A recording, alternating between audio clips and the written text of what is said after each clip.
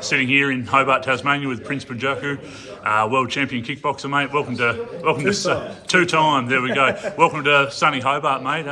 Back on March 15th for an exhibition with Anthony Mundine, mate. It's got to feel pretty cool. Yeah, it's a bit surreal, to be honest. Never thought I'd be even, in the same room kicking back, but now we're going to be in the ring, punch each other in the head, so it's a bit of fun. Anthony's a guy you looked up to even as a crossover combat sports artist. 100%. Yeah. Like you said before, we're Muslim brothers. Obviously, he's a great athlete. One of probably Australia's best boxers ever, and he doesn't get the credit he deserves. I think a lot of the guys that did beat him played around with the scales, with the rehydration clauses in the weights, and you fall short a bit on that. In kickboxing, it's a bit different. Boxing, that's a bit more strict.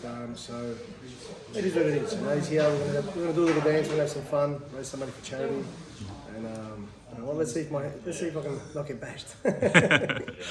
You've obviously got a fight coming up a month after that against Blood Diamond. I think that's going to be on free-to-air television. I think it might be 7+ or something. Someone might be picking it up. But how does an exhibition like that, where you can only use your hands, how does that sharpen you up for a kickboxing match?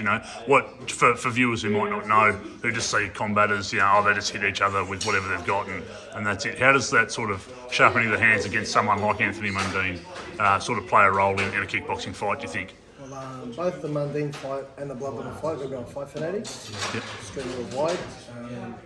Blood Diamond, I think, is going to be on TV as well, but probably a few weeks later. Okay.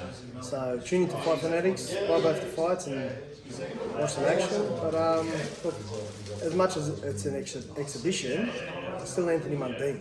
He's a 3-time world champion for a reason. He's a great athlete. I'm a really good boxer, but I'm not that guy.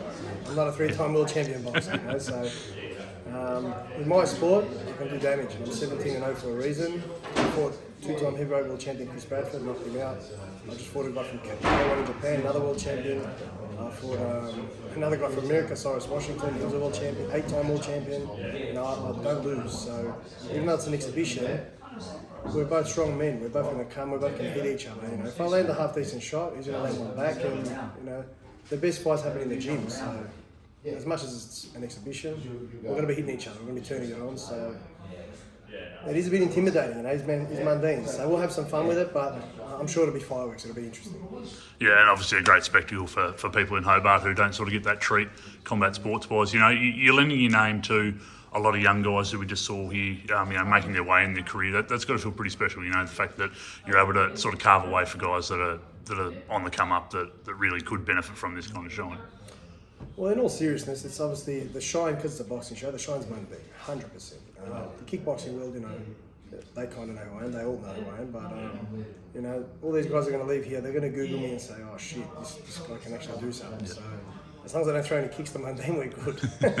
As long as we keep it just hands. Yeah. And not bare fists, none of that shit. My face it's all right.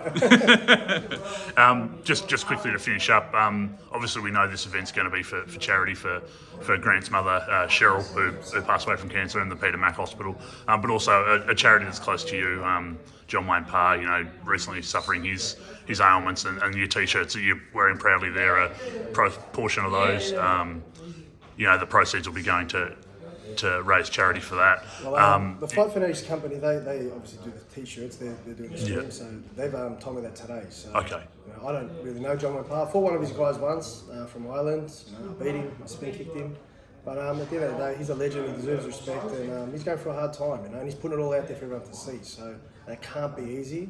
I couldn't imagine what he's going through. So if I can do this much to help, that's that much more than anyone else is doing. So I'm happy to just raise some awareness, and Fight Fanatics is happy to obviously contribute a bit of charity, a bit of something to it. So I'll talk to some of my sponsors back home and see what else we can come up with. But I'm coming here for free. I'm going to get punched in the head for free, just to help Tassie Brown out, and obviously out of respect for him. And obviously, John Wayne Parr's a legend in my game. So I think as well as Mundine, they deserve the respect. So any kind of attention we can bring towards all of these things, it can't hurt. Like even Warwick Kappa's having a fight in May, that's for beyond blue for mental health. So he's going through his own struggles. He needs to lose a bit of weight. He's a bit unhealthy, so he needs to clean up. So I'm helping him train, and I mean, we're all doing good things. You know? If anyone's going to push you on it, you just get in there and do that. You fight me on this.